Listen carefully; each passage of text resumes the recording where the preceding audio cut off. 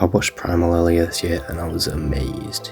Usually I don't love episodic shows, but the art style and ancient setting were just so stellar hooks to keep me coming back to this show. I blasted through the episodes and I fell in love with almost every character. If you're planning on watching this show, what the hell's stopping you? All 4 is completely free and has tons of cool shows. Don't Hug Me I'm Scared included.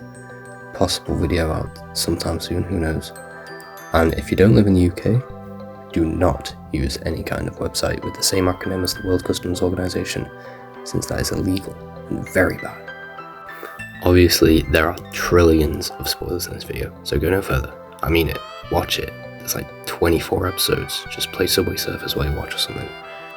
I will be going over every single, that's a complete lie, I'll be doing some, with the villains in Primal. And with the least compelling villain in the series, we have...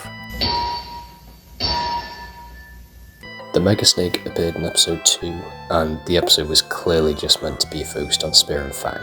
The villain was beaten in like 20 seconds, and my 8-year-old cousin could come up with a better enemy for the guys to battle. I think this episode is one of the worst. That being said, it's still pretty great. The Mega Snake is just a little bit basic. Trust me, I love the Titanoboa inspiration. It's just that she needed a bit more time to shine. In the very first episode of Primal, the pack of Rexers kill Spear's family and force Spear and Fang to team up against them, only for it to then be revealed that those were only the babies. The way these beasts and their mum kill is really disturbing. The buckets of blood seeping from their jaws and those uncaring bird-like eyes. They're not bothered by, or might not even know, that they've just caused a person or dinosaur's heart to be destroyed. Obviously the first episode has tons of effect on both the viewers and characters, but this T-Rex could have been anything at all, really. I probably would have preferred that. At least make it a different species to Fang, a Giganotosaurus or Carnotaurus or something. You'd assume it's a Ceratosaurus with that spike on its nose, but no, at least according to the wiki it's just a funny looking T-Rex. I loved how grisly the start of the Mammoths episode was, along with the first and most drastic change in setting in the show. Something I really admired about the Mammoths is how intelligent they are portrayed as being. Going after the bones of the fallen member of their herd only to hold a funeral seems like something a real-world modern-day elephant would realistically do. They're just really cool. It's almost as if they have made their own religion. Again, this episode was pretty much based on Spear of the Mammoths.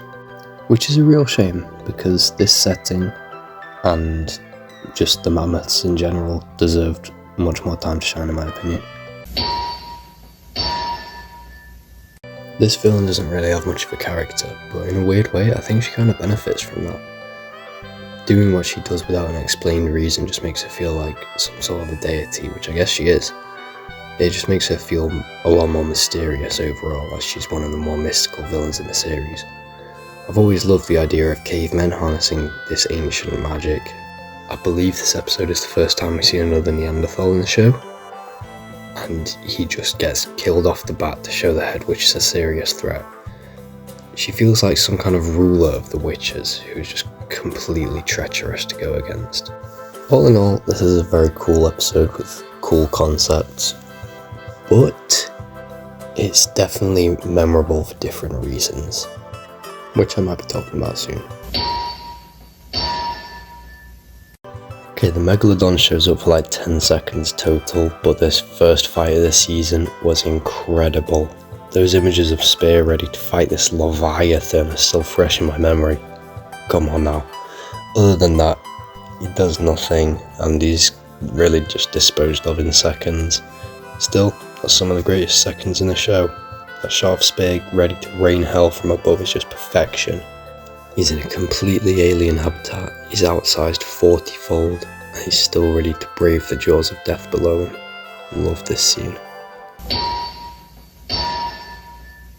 I did not even know this guy had a name. Anyone who knows me personally knows I love my apes. King Kong, Mighty Joe Young, Planet of the Apes old and new, Donkey Kong, and Krog is no exception. Starting to think I should make an ape ranking, honestly. Seeing him drink that potion, I thought he would just get drunk or go crazy or something. But when he made like the Grinch's heart and grew 3 sizes, and Fang wasn't around to help, That's the first time I ever felt that Spear could actually be in trouble in the show. The whole gladiator fight theme is just so tense, as well as all the fire around and the 8 men shrieking. Overall, terrifying episode, gruesome battle. This is probably one of, if not the bloodiest fight in the entire series, and honestly, it's fitting that this barbaric civilization is to blame. I love the idea that cryptids or monsters existed long ago, so having these super intelligent Sasquatch-like missing links just really enhances the mystery and magic of this savage land, while still being somewhat realistic. The implications of this episode are just so cool to think about. In this world, these guys are probably the reason that the vampire myth started. Similar to what I said about Krog and his big feet, I find the idea of prehistoric horrors to be marvellous. Something prehistoric still affects the modern day. It's like the theory that all our fears stem from our ancient ancestors' experiences. The fact they can so systematically pick off the Homo erectus was absolutely menacing, which by the way is the first time we see other humans in the show, so it's really shocking.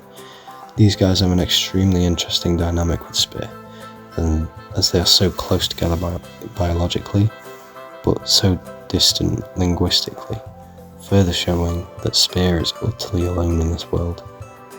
Back to the bats, the symbiosis they have with the mega spider is cool, I guess. I don't really remember it that well, to be honest, but the fact the mega spider was killed off so quickly made me not want to put it on the list. Lula's powers are so great. I always prefer characters who have a bunch of smaller powers rather than one main power. Still, they're all coherent when put on one character. This makes it better when she's one of the only villains with any actual powers in the show other than biology. She could transform into a crow, she could control minds, and the power which led to her redemption after realising Spear and Fang are so similar to her, she can enter somebody's mind. We get a glimpse of Lula's backstory and how she lost a child, which is much more than most villains can say in the series. She's a cute old lady, and I'm glad she helped Spear and Fang escape in the end. I'm going to be honest, when Rika first appeared, I thought she was going to be the main villain of the entire series. I was wrong, but if she was, I would not be mad at all. She's tough, she's gritty, she's frightening. She's another example of someone in the show losing her child. She's a great embodiment of everything we think when we hear Viking, and it's immediately clear that the village is a matriarchy with her as a queen. Of course, she's married to the chieftain, who will be on this list soon, but you can tell before he was bloodlusted, she was always the one in charge. It's due to her that Mira and the other women are taken away from their homes, which means that she is one of the villains who accomplishes the most in the entire series, which I might have said a few times already, and I might say it a few times in the future, but Rika's like top 3 for sure. From the most divergent episode of the show, the madman did not come to mess around. He hacked, he slashed, and he was beaten in such an awesome yet gruesome way. He was kind of like showing Spear's evil side while being obviously very reminiscent of gothic characters like Renfield from Dracula or Mr. Hyde. He shows just how scary Spear can be without the two even being remotely related. Seeing him carefully waste all the men until only 2 remain is so sinister. He also had some tongue-in-cheek scenes, which I appreciated. Even if they are mad overrated, after Jurassic Park and World, everyone likes velociraptors. Now we're led to believe the raptors hunted in small packs like wolves, but in Primal, they hunt in swarms. Entire civilizations of raptors will hunt you if you lose your way in the wastelands. These guys not only chase down Spear and Fang despite their numbers being worn away faster than the bottoms of your uncle's socks, but they wait for hours, the entire night even, just in order to get a sneak attack on their prey. To know just how relentless these guys are really adds to their charm, and their colour scheme doesn't miss at all. A great set of bad guys. What's scarier than a zombie? A zombified version of literally the biggest animal ever, not including those stupid long worms or jellyfish tentacles, but who even cares? This beast is created after a zombie Parasaurolophus bites it, and let's just say it lives up to the episode name, The Plague of Madness. The zombie seems to act apathetic to the other living dinos at first, but after throwing up its guts like a deadite, this apathy eventually develops into pure malice against any living thing. It needs to plant its plague in a host, but first it needs to capture it. There's a reason sauropods were herbivores, because if they were carnivores, everything would be extinct. Ankylosaurus, gone. Pterodactylus, gone. Dimorphodons are really cool. Sorry, I got distracted. Eventually, this zombie is sealed away in magma, but barely. Only once all this flesh had fallen away did all the 40 meters of walking rot finally die, ending the zombification cycle once and for all. I would definitely have wanted to see more zombified dinosaurs, but I think that would have just complicated things too much. When we first met Red, I was expecting Fang to have to choose between him and Spear, which did happen, but it wasn't in the way I'd expected. At the time, Spear was staying with the Celts, which you knew, of course, because you watched Primal before you watched this video, and Fang had gotten lost in the woods. She and Red developed feelings for each other and they mate. Fang followed him, and as soon as you see the spikes appear in the fog, oh my god, you know Red is an enemy of the human race. Red has been feeding on humans for a long time, and since Spear is a human, and Fang is friends with Spear, this obviously causes a bit of tension.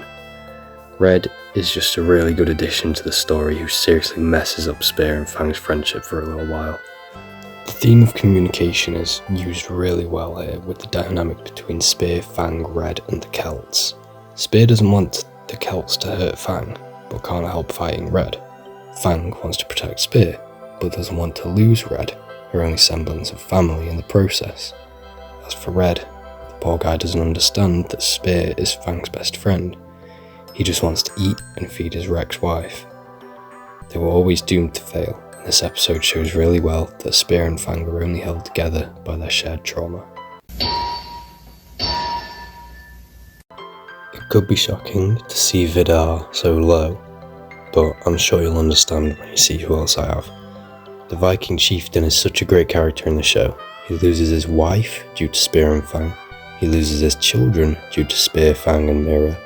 He dies due to Spear, Fang and Mira. Surrounded by blood, he looks up to the sky, his final moments viewing angels descending to his body. But wait, he can't go to Valhalla yet. Instead, he's dragged down by imps, eventually meeting the King of Hell himself, who grants him a second chance, just to murder the ugly, primitive Neanderthal that ruined his life. He returns to Earth as a demon engulfed in flames, and after a short fight, he dies again. But his mission's complete. Spear is finally gone. I thought the ending of this episode was slightly rushed, which seems to be a common consensus, but it was beautiful as well. Seeing Spear and Mira's children live on with Fangs is just the happy legacy Spear deserves. Putting aside his human trafficking, of course, if we hadn't been following Spear for this whole series, I'd for sure be on Vidar's side. This caveman comes out of nowhere, kills your entire village, kills your wife, kills your kids. Like, I'd be reincarnated too, simply to kill the thorn in my side. And that was brilliant revenge. If anyone deserved to kill Spear, it was this guy. When I'm told to think of a villain from Primal, this is exactly who I think of. The whole episode of the Night Feeder is so interesting, since we see a lot of it from the point of view of the Night Feeder itself. We see him rip through an entire herd of Parasaurolophus in mere seconds. He doesn't even eat them, he just tears a hole in each and every one of them. I enjoy it when villains have a huge glaring weakness, and fire is so fitting to be the Night Feeders. Cavemen are so associated with fire, so it only makes sense for the Night Feeder to be this total antithesis to Spear. Even though he only appears once and we never get a good look at him, he's so memorable. In fact, in writing this, I had the zombie Argentinosaurus above him, but I persuaded myself to bump the Night Feeder up, not 1, not 2, but 3 spaces. It's seriously just the best. It represents the fear of the dark hardwired into all our brains, and golly gosh does it represent it well. It still baffles me how this is one of the lowest rated episodes in IMDb. When Kamau is first introduced, he beats Spear, Fang and Mira all by himself at once. In his second appearance, he's tossing elephants and killing hundreds with that same soulless look in his eyes. On the Colosseus, Mira is split up from Spear and Fang, and boy did I not see it coming that I'd start picturing Spear, Fang and Kamau as a trio. They've all been through similar suffering. Seeing those three all go through the dark monotony of fighting for their lives just to literally wash the sins away is so impactful. Kamau redeemed himself in the end, and I find the idea of a species of humans who evolved alongside us but went extinct a really interesting thought. Kamau, coming from a race of giants, is extremely cool. Our next entry is the one who threatened Kamau with the death of his child and imprisoned his entire species. It's none other than the greatest big bad of Primal. I'm going to preface this by saying there's a reason the Colosseus had 3 episodes centered around it. Let's list off all the things Ima, the ruler of the Colosseus, accomplished. Made a move in sea, enslaved Kamau's entire race, kidnapped women from various continents just to torture them, defeated the Babylonians, the Huns, the Normans, the Romans, the Sea Peoples. No one was safe from her. She was manipulative and a killer, forcing Mira to dance against her will and commanding Kamau to kill thousands. But why and how? Well, Ima had an obsession to collect exotic pets. These included the Babylonian king's pet leopard, Fang's own children, and even Kamau's own daughter Amal, who she always kept at her side, as if she were a dog, only one she'd threaten the life of if Kamau ever stepped out of line. She's a total manipulator, and her twisted relationships with so many of our main characters are so despicable. I don't know if I've ever found a death in TV more satisfying than I found Ima's, because Kamau did it, the one she's tortured for so long, and honestly, just anything to wipe that smug look off her face. I really hated Ima, by which I mean she was written extremely well. So I love her, but I hate her. I love to hate her. That's about it. If you suffered to the end, don't subscribe. I don't think I really deserve it. I'm funnier in person, I swear. I've got a few more videos lined up anyway. Probably coming out next year, knowing me. Cars versus cartoons. Is that a good idea? Ape ranking. My dream Marvel and DC game roster. Maybe if I'm confident enough I could talk about some OCs I've made over the years. Just tell me in the comments if anything of those sounds appealing. See ya.